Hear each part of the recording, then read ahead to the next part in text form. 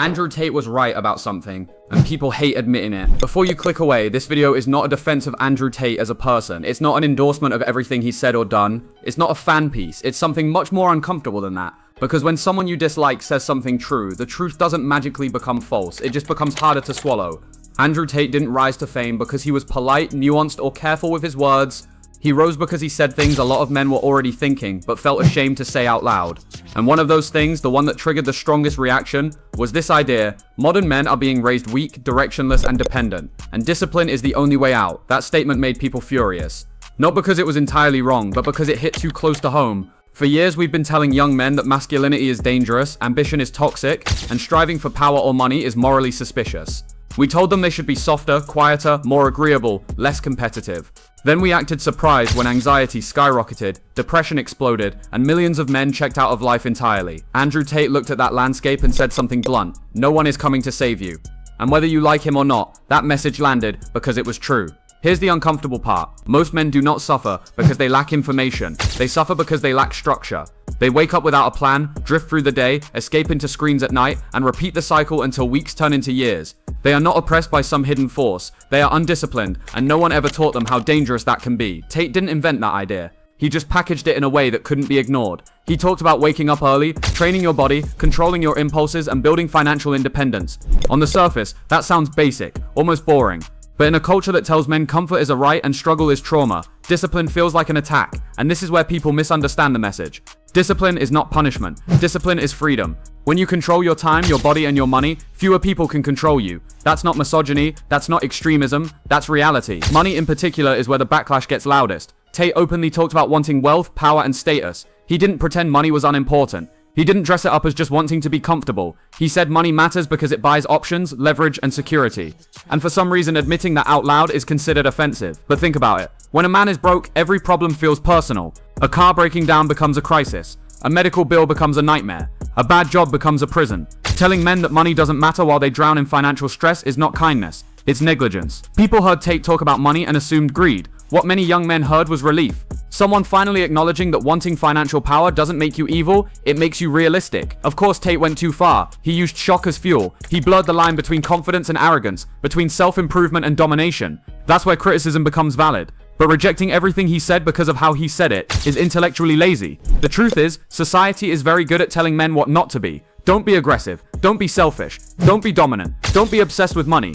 What it rarely offers is a clear alternative. If you strip away ambition, competition, and hierarchy, what exactly are men supposed to aim for?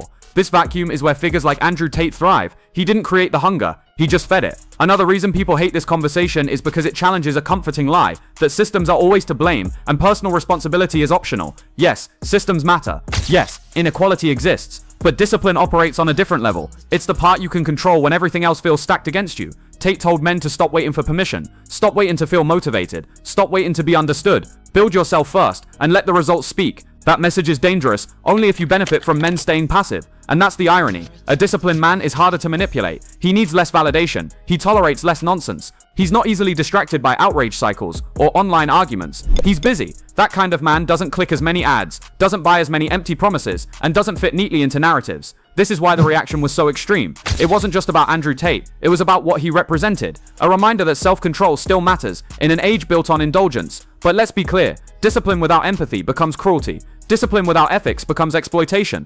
Tate often crossed those lines, and he deserves criticism for that. The mistake is pretending the core message was worthless because the messenger was flawed. History is full of uncomfortable teachers. The lesson doesn't disappear just because the teacher is controversial. So what is the part Andrew Tate was right about? He was right that men need challenge, not comfort. He was right that discipline is learned through action, not affirmations. He was right that money is a tool of freedom, not a moral failure. And he was right that no amount of complaining replaces consistent effort. You don't need to admire him to admit that. You don't need to imitate his lifestyle. You don't need to adopt his worldview. You just need to recognize that rejecting discipline hasn't made men happier, healthier, or more fulfilled. The goal isn't to create more Andrew Tates. The goal is to create men who don't need someone like Andrew Tate to tell them to get their lives together. If this conversation makes you uncomfortable, that might be the point. Growth rarely feels validating at first. It feels confronting. It feels like accountability. So instead of asking whether Andrew Tate is good or bad, ask a better question. Why did his message resonate so strongly in the first place? What gap was he filling? And what does that say about the way we prepare men for reality? Because until that question is answered, honestly, someone else will come along and say the same things,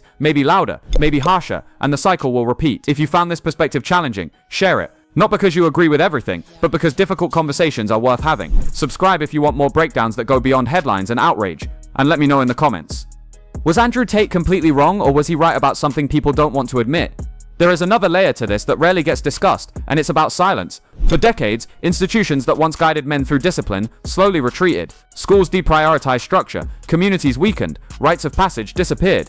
What replaced them was entertainment, therapy language, and endless reassurance without expectation. Men were told their feelings mattered, but not what to do with them. Validation became abundant. Direction did not. When Tate spoke, he didn't sound like a counselor. He sounded like a drill sergeant. That tone alone was enough to trigger backlash, but it also explains his reach. Many men weren't looking for comfort. They were looking for friction. They wanted something to push against, something that demanded effort instead of empathy. Discipline gives shape to suffering. Without it, pain feels meaningless. With it, struggle becomes training. That distinction matters. A man who lifts weights understands this intuitively. The pain has a purpose. The repetition has a result. Translate that mindset to finances, habits, and time management, and suddenly life feels less chaotic. Critics often say this mindset ignores mental health. In reality, it often stabilizes it. Structure reduces anxiety because it limits decision fatigue. Routine reduces depression because it creates momentum. This doesn't cure everything, but it does more than pretending motivation magically appears. Another reason people resist this idea is because discipline exposes excuses. It removes the ability to blame circumstances for everything.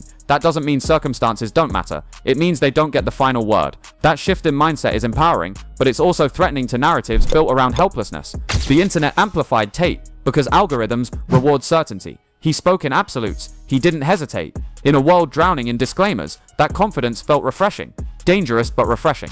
The solution isn't censorship. It's offering better leadership that combines discipline with wisdom. Until then, young men will continue gravitating toward anyone who gives them rules, standards, and a sense of control. That doesn't make them villains. It makes them human. This is not a call to follow Andrew Tate. It's a call to understand why his message spread like wildfire. Ignore that, and you'll never address the real issue. The real issue is that discipline has been framed as oppression instead of empowerment. And until that changes, the conversation will remain polarized, emotional, and unresolved. Discipline does not promise happiness, it promises competence. And competence builds confidence over time. That is the truth many resist, because it demands effort without applause. Whether you like Andrew Tate or not, that reality remains unchanged. Ignoring it will not make it disappear. Facing it might actually change lives. That is the conversation worth having, especially right now, more than ever. If you made it this far, you already know this video wasn't about defending a person. It was about confronting an idea most people avoid. And that's what this channel is for. Not comfort, not outrage. Real conversations that cut through noise and force us to think deeper than headlines and algorithms want us to. If you value that, make sure you subscribe because the next videos go even further. Share this with someone who will disagree. That's where the best discussions start. And drop a comment below. What do you think Andrew Tate got right, if anything? Or was this entire mindset flawed from the start? I read every comment. Your perspective matters more than you think.